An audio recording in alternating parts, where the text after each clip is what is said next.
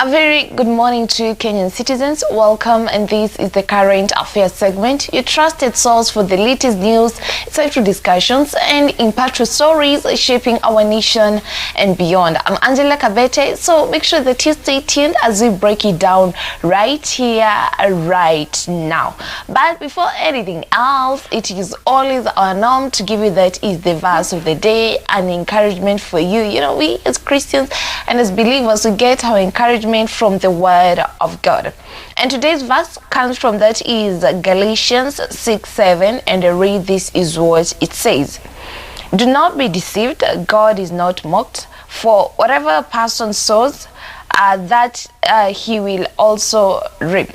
So the verse of today is saying that do not be deceived. It means that God cannot be fooled, okay? And it also brings that aspect that we should not live a careless lifestyle as Christians, you know, as believers, saying that God will forgive me at the end of the day, you know, because we have the knowledge of the word of God. And that's why it is said, that do not be deceived, God cannot be mocked. And for whatever a person sows, hapo kwenye nongelea sowing is these are the choices that we make in our daily lives, the things that we do each and every day, the habits, the kind of lifestyle that you choose to live as a Christian, as a believer, because I believe that because we have the knowledge of God, our lifestyle need to reflect what is written in the word of God. When I see you, I see God, okay? And that's why I say that for whatever a person sows, that is what you will reap. So hapo kwa reaping, these are the results after making a choice. And that's why in each and every decision that we make as Christians, that we make as believers, we need to involve in God in it. We have the Holy Spirit. So each and every time you need to ask yourself, the decision that I'm making as a day-to-day person, wewe kibinafsi, is God involved in it? You know, are you aligned into the purposes and the will of God that He has for you as a Christian? So this is something that we need to apply. You know, if you sow obedience, if you sow faith, if you sow discipline, if you sow love, that is what you reap. You reap growth, peace, and all the other good things that God has promised us in the Bible. So make sure that your lifestyle each and every day reflects what is written in the word of God.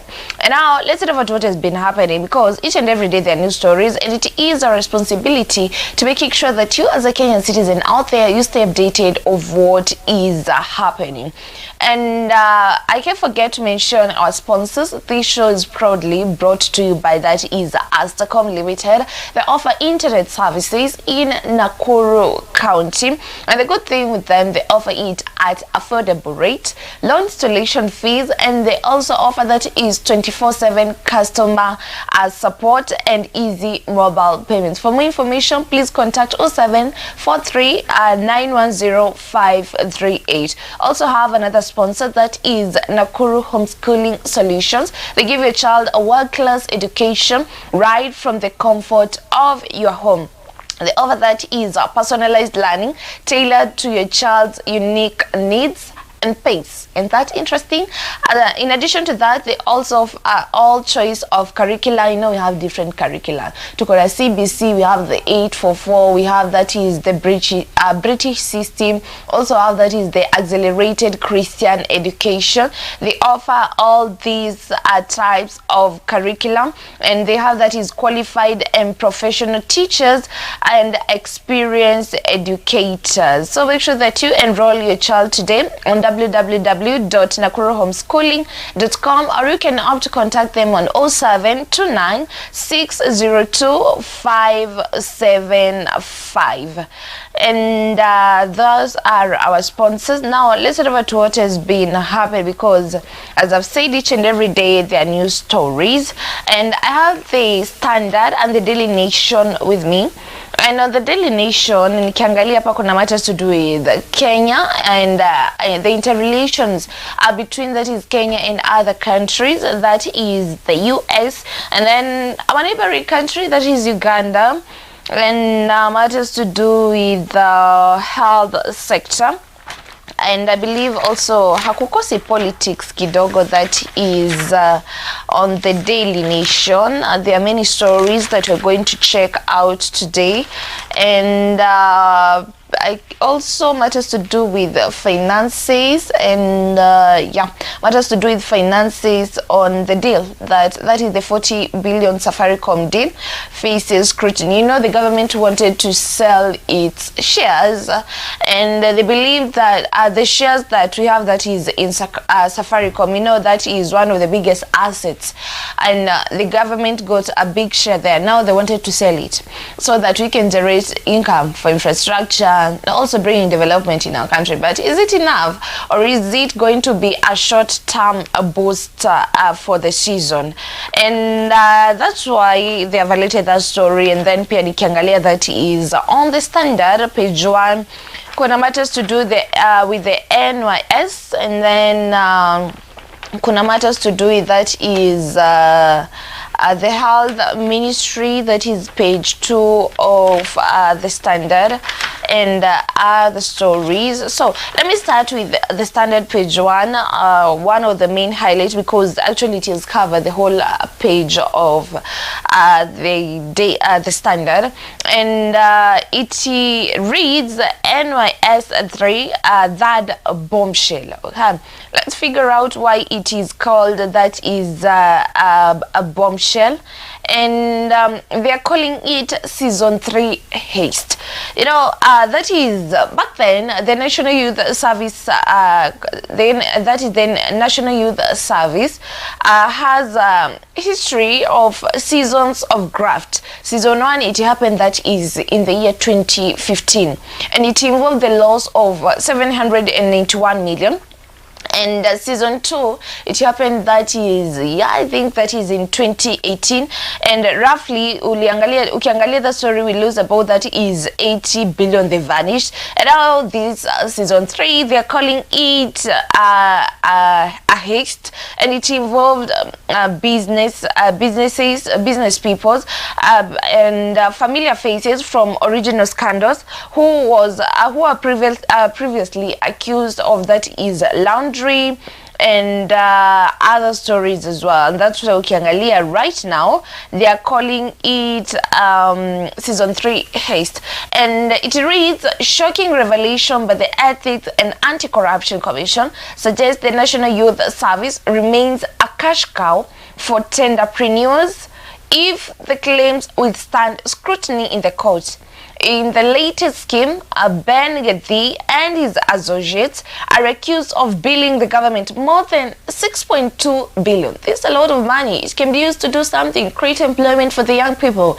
But is the pesa tu zinaenda kwa, you know, those people are in these offices, that is 6.2 billion for supplies allegedly delivered to the service.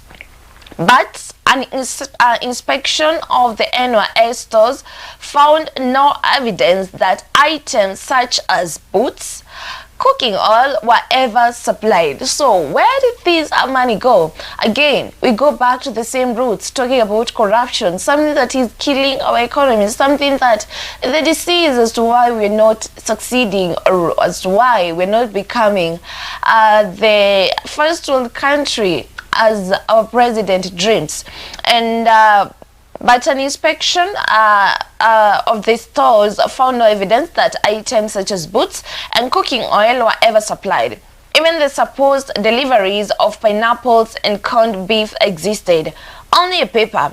But there is a twist, and the Director of Public Prosecution say the evidence is faulty and the case is weak. So that is according to the Director of Public Prosecution.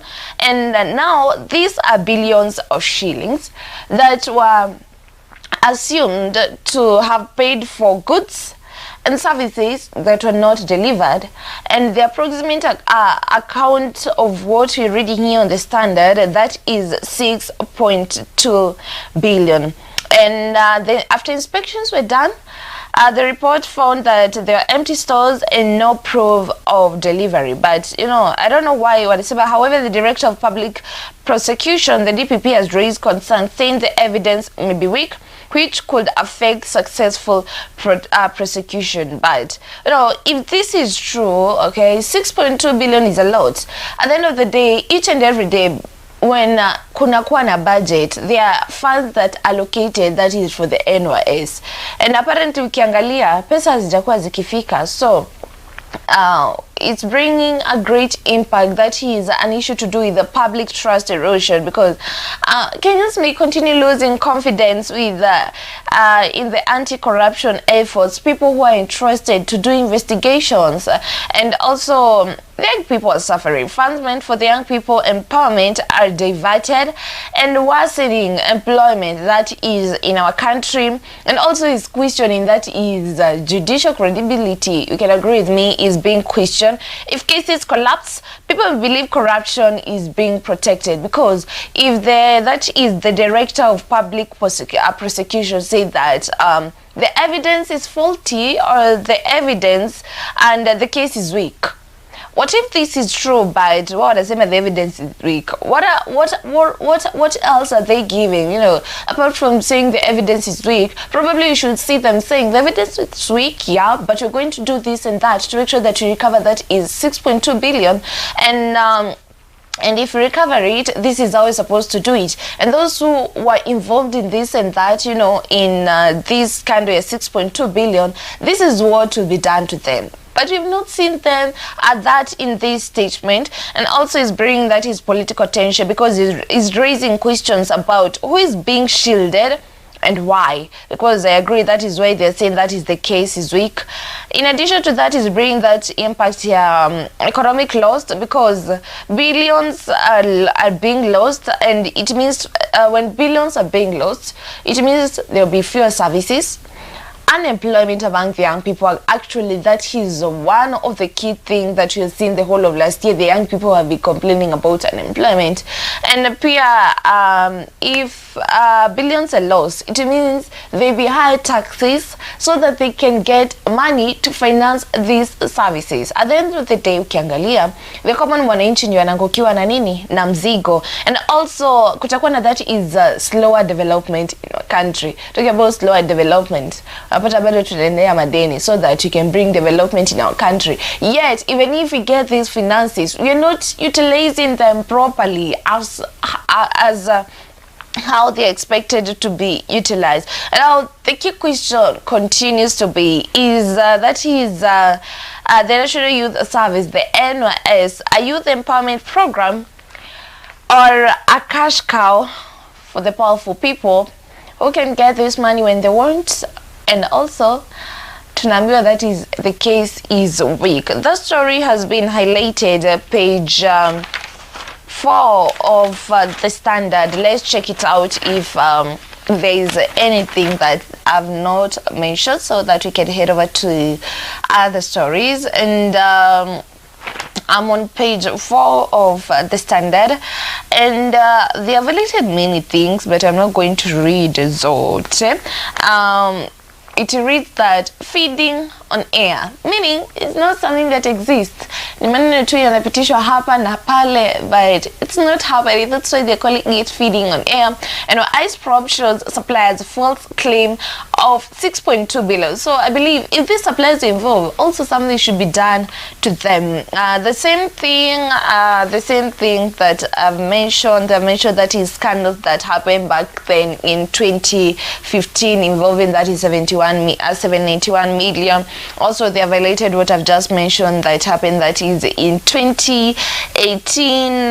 Then matters to do with court papers, and then they have mentioned a lot of things and discrepancies that have happened before, and other stories that have been happening that is in the NYS. And at a glance, they have highlighted the ghost supply scandals. I don't know kama hii kitu ni ya kuambukizwa, because talking about ghost supplies, we experienced this last year in the education sector, we experienced this in the health sector, and now does it mean that corruption is something, if it's not treated, well, it will affect all departments or everyone who is in the ministry? Because now I talk about NYS God supplies scandals, and at a glance, they have violated several things. I don't think I'm going to read all of them, but the alleged loss, that is 6.17 billion, disputed payments claims, and then period cover, that is 2013-2016 nature scheme, paper-based fraud involving fake supplies that were never delivered, and then over 1,500 forged documents used, including invoices, delivery notes, and inspection forms, and then 277 local purchases orders involved, that is at least 648, and not issued by the government printer. So who issued these? Also note that it was not issued by the government, but who issued these? And then NYS stores found empty despite records showing massive supplies, major disputed claims, and then boots 128,200 pairs worth 368.9 million. And then cooking oil, 316,600 liters worth 1.36 billion. High viewing trading, and then that is banked beans, baked beans, 1.95 billion tins worth 271 million. And then sugar, 7,500 bags worth 196.65 million. And then we have, that is diesel, fuel claims worth 714.5 billion. And then the good thing, they have violated the companies zenye zilikuwa zafaa kutolewa. And then we have, that is milk powder, 946.6 million claimed by Tyson Limited. And then blankets, over 750 million claimed by Jimcha Enterprises. Well, corruption is something that is killing our country, yet want to become a first world country. With what I've read, what do you think about it as a Kenyan citizen? Money yako ni happy on this scandal, 6.2 billion. People, according to them, they had supply that is feeding, food, materials, and everything, but yet that did not happen. Just stories on the air. Please get to give us your views on 0799 200 100, and we're so glad to hear from you. Maoni yako ni yapi, and where do you think we are heading as a country? Are we on the right trajectory to becoming, that is, the first world country? And according to the dream that is there. Anyway, that is one of the highlighting ilikuwa on the Standard page 1. Let's check what we have that is on the Daily Nation page 1, and nilikuwa nimeambia tutaangalia matters to do with the interrelationship between Kenya and other countries, and the specific country tutaangalia that is the US. And it reads that Tithe experts say Kenya is essential to several US priorities. Well, and that's why they're answering why Trump spared Kenya. And since Donald Trump returned to that is leadership, that is early 2026, he has implemented aggressive America First policies, including that is reciprocal tariffs when it comes to trade, and then massive immigration visa freeze for 75 high-risk countries, and many expected Kenya to be targeted due to its close relationship with the previous regime that was there, that is Biden administration. But now that has not happened, and that's why it reads why Trump spared Kenya. And then ukiangalia hapa, that is they have violated the strategic allies, and therefore we have that is immigration. Kenya is the only EAC country where citizens are allowed to get long-term immigrant visas starting January 2021. That is in the US, And then Kenyans, still there is an explanation of that Kenyans are not required to pay refundable visa bonds, at least what 645,000 to visit the US, unlike Uganda, Tanzania, a neighboring country, Burundi, among other countries. And then we have that is trade. The 10% reciprocal tariff for Kenya set by Trump in April 2025 is amongst the lowest. So at least this is going to help us as a country. The tariffs is next as in effect mostly that is the imports. When we do that is the imports when it comes to trade with other countries. Specifically we're talking about that is the US, and the explanation to that is that Kenya is one of the 32 African countries to continue preferential trade ties with the US after House voted to extend the AGOA Pact. And then we have that is number 3, alliances. Despite concerns raised by American lawmakers in 2025, Kenya still is one of the 20 countries with US and NATO ally status. And then number 4, that is aid. Kenya was the first country to enter a pact with the US, allowing sending of that is $1.6 billion in healthcare funds over 5 years. Wow. So, and it reads that with Joe Biden exit from the White House, Kenya was expected to lose its privileged standing under the return of the President Trump. Yet, the country has far dodged hostile sanctions imposed on other nations, including the latest US visa proceeding bans. And that's why they are saying that why Trump spared Kenya. Well, this is something that has really benefited us as a country, yeah, and as a nation. Also, Pia, you can agree with me, this is a good thing for us. But what are they getting in return, you know, as we experience this? But according to statistics, or according to some of the reason, experts say this is because Kenya plays a strategic role in the US region, and the key reasons include that is Kenya cooperation on security and counter-terrorism, and then you have that is strong trade relation and AGOA, and then still that is Kenya's role as a diplomatic hub in East Africa. And then we have that is alignment with US interest in the global politics. Also, Kenya continues to enjoy support with trade access and diplomatic goodwill. You know, this bring a great impact to us as a country, because in a letter that is, when it comes to the economy, we have that is economic advantage. Kenya retains access to US market and funding, and there we have that is when it comes to matters to do with diplomatics, Kenya we experience that is diplomatic leverage, because it strengthens Kenya's position internationally.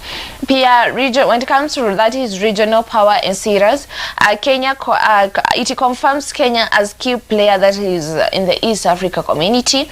And political debate locally, it raises questions about sovereignty versus strategic alignment. And appear when it comes to that is business, it's boosting business confidence, because that is foreign investors view Kenya as a stable country and reliable. But is that what we're experiencing as a country right now? Are we really that stable? And you know, the key is Kenya being rewarded? This is probably a question that I'm having in mind. If Kenya is being rewarded for loyalty, or is this because of a strategic convenience? So which is which? What do you think about it? As a Kenyan citizen, that story, it has been highlighted. That is page 4, and it has covered, actually it has covered the whole of page 4 and page 5, the same thing. I don't think there's something new that I've not mentioned. And I can see here that is there is a statement that has been highlighted from that is Anita Irina Taskman, a US-based analyst and editor of the Washington Outsider. So Kenyan government have generally avoided dramatic anti-US rhetoric and have kept channels open even during disagreements. Wow, this is good. We can say this is good, and it's bringing that aspect. Probably, yeah, it is bringing that aspect here. We have that is good leadership on the current regime that we have on matters to do with the diplomatic relationship with other countries, and in addition to that, pia kwa the Daily Nation page 4, it reads, the country remains as a strategic ally and key economic partner and a regional anchor, skillfully navigating President Donald Trump visa bans, something that I've mentioned while staying at the center of the US policy in the continent. You can see there is picture between there's a picture that is our president and Donald Trump. Our president is smiling, Donald is not smiling, but anyway, this is a good thing. Like, I will looking forward to seeing what this will birth for a country as we become, that is the first world country. You know, this is a dream that our president has. I don't think there's something else to mention about it.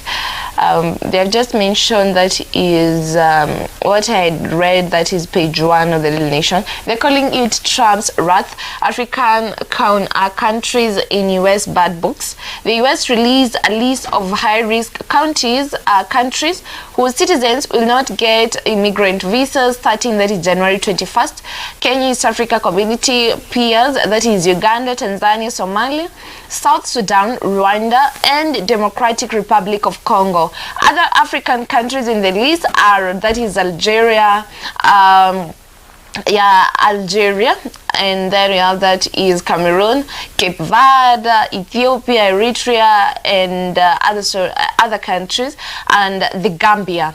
And there is also Ghana, Guinea, Liberia, Libya, Morocco, and Nigeria, Republic of Congo, Senegal, Sierra Leone, that is Somalia, Sudan, Togo, and Tunisia. So that's why they're saying that is Kenya has been spared from all of these. You know, this is a lot, and I hope the government will take advantage of this.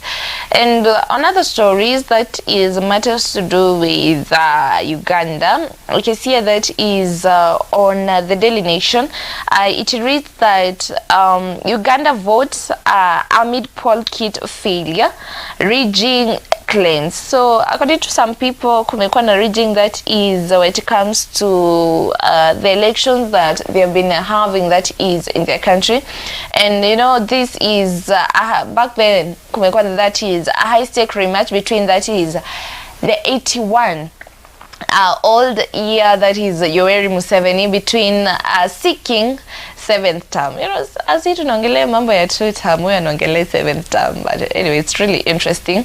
And kumekuwa na election, and voting took place, that is yesterday, that is January 15th, 2026. And Bobi Wine has already alleged massive ballot stuffing and claims his polling agents were abducted. That is according to Bobi Wine. And technical failures within biometric kits that caused massive delays, particularly in opposition strongholds like Kampala. And the story is on page 7. I don't think we're going to check much of it. Yeah, and we are on page 7. I can see people here, they are queuing to vote. And the same story, that is it is on page page 7 specifically, that is page 7. And it reads, Museveni sure of win in fraud election amid internet blackout. But tell me, why would there be internet blackout? According to them, as to why there's supposed to be internet blackout during the election period, is make sure that akujakwana misinformation, you know, and every information information that is released is clear, but is that really a genuine reason as to why? But anyway, that is the country. That is, different countries, different policies, and they have highlighted what the presidential candidate said on this matters to do with the blackouts. I'm not going to read all of them because wameka watu wengi hapa na kila mtu akona statements zake, and it reads that Paul seen as a test of Museveni's political strength and ability to avoid the unrest that has rocked Tanzania and Kenya. So what happened during that is the time kulikuwa an election that is in Tanzania, so probably they also don't want influence. According to them, they don't want influence, that is social media influence or pressure from other countries, and that's why kulikuwa that is blackout. And anyway, let's see and let's wait for the results. Tuone mshindi ni nani, tuambiwa asiyekubali kushindwa. And well, that is matters to do with the politics with other countries. Now let's check a little bit of politics that is in our country. And page 6 of the Daily Nation, it reads that politics top leaders have publicly expressed that their desire to have the party back, that is President Ruto re-election bid coming 2027. Not 2027 symbol. It's only this year that the politicians have, that is the time to do campaigns. Next in elections. And it reads, ODM starts building support for 2027 pact with Ruto party. So what does this really mean for the ODM party?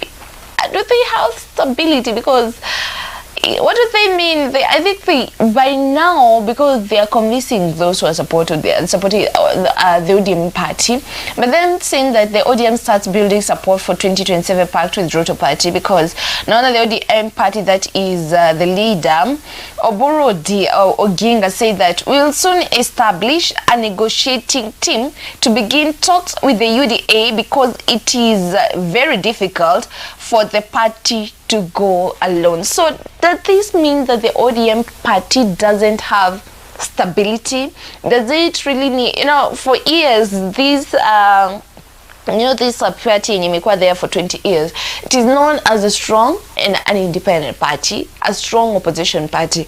But when he said that we soon establish a negotiating team to begin talks with the UDA, because it is very difficult for the party to go it alone. What does that mean? And when they say ODM starts building support for 2027 pact with Ruto, what do they mean with this? Is this part of the broad-based government? Are they going still to stand for, that is for the elections? Or they say they're going to wear, that is the presidential suit coming 2027. But whatever they're saying, it's really convincing. You can agree with me. And that is the Daily Nation's page 6. It reads, President William Ruto UDA on Wednesday resolved to form a team jointly with the ODM to discuss formation of a coalition for the 2027 election, and the resolution was made by the UDA's National Executive Committee, chaired by the President 2 days after the ODM Central Management Committee mandated the party leader, Senator Oburu Oginga, to commence coalition talks. And President Ruto and Dr. Odinga are expected to form a technical team to begin coalition talks that would include fronting a joint presidential candidate and sharing of position. Well, looking forward to see how this will look like. We have not experienced such for quite some years when it comes to the ODM party and the opposition party and the government. And the ODM party has previously indicated its intention to back President Ruto re-election, but has laid claim on the running mate slot. So it's quite convincing, but let's see what will happen. Probably this is why it's called politics. It's a game. And so let's see what will be birthed from this. And the mobilization in the regions has been informed by fears that those opposed to President Ruto's re-election could pull a surprise on the pro-broad-based team at the NDSC. And the ODM secretary, that is General the Edwin Sifuna, co-deputy party leader Godfrey Osotsi, Siaya Governor James Orengo, and the MP, that is Babu Owino in Bekasi East, and Caleb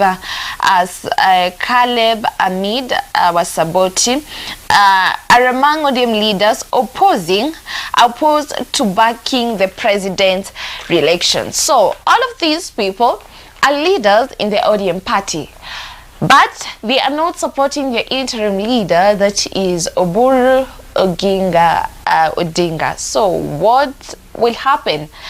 What will happen? Is this going to bring, that is, a split in the ODM party? And so questions are being raised on what does this really mean for the ODM party coming, that is 2027, because if all leaders disagree with what their interim leader is saying, definitely there's going to be a split. And don't forget, Juliana, some leaders saying that if they continue to do what they're doing right now, partnership with the president, broad-based government and everything, they're going to quit, that is the ODM party, and vie for some positions coming 2027, either by joining, that is, a different party, or by forming their own parties, or becoming, that is, an independent candidate. Maoni yako ni yapi on what is happening in the ODM party? Please get to talk to us on 07 99 200 100, and be so glad to hear from you as a Kenyan citizen. I guess that is what you're going to check. That is what we had to check out today.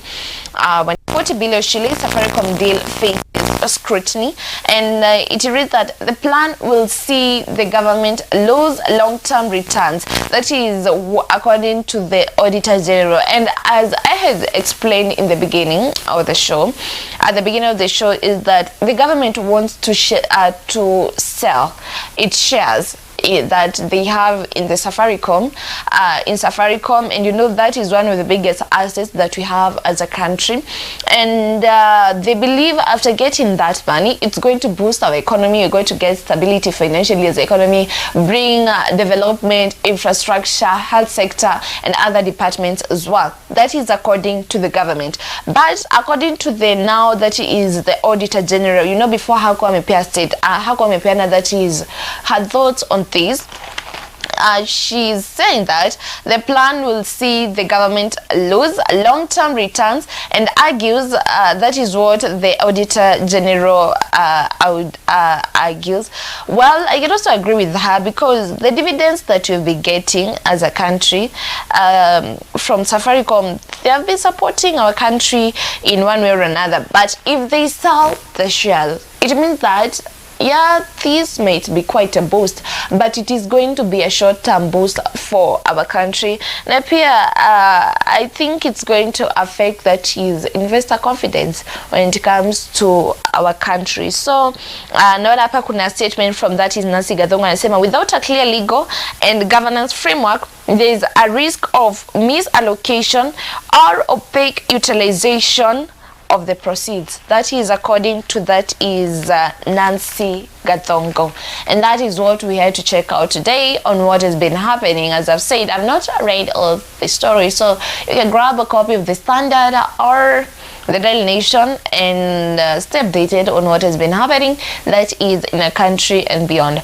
But before we wind up the show, let me mention that is our sponsor, that is Astacom Limited. They offer, that is, super speed internet services in Nakuru County. The good thing with them, they offer it at affordable rates and low installation fee. They also offer, that is, 24/7 customer support and easy mobile payments. For more information, please contact 07 43 910 538. We also have another sponsor, that is Nakuru Homeschooling Solutions. They give your child a world-class education right from the comfort of your home. They offer, that is, personalized learning tailored to your child's unique needs, and they offer all choices of curriculum. We have the 844, we have the CBC, we have the British system, we have the accelerated Christian education. They offer all these sorts of curriculum, and they have, that is, qualified and professional teachers, and experienced educators.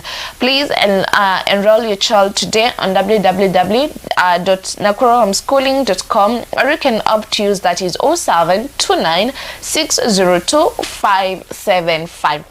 Thank you so much for tuning in for this segment, that is the current affairs. Tuko hapa every morning, making sure that you stay updated of what is happening, that is in our country and beyond. I'm Angela Kabete. Till next time, bye bye.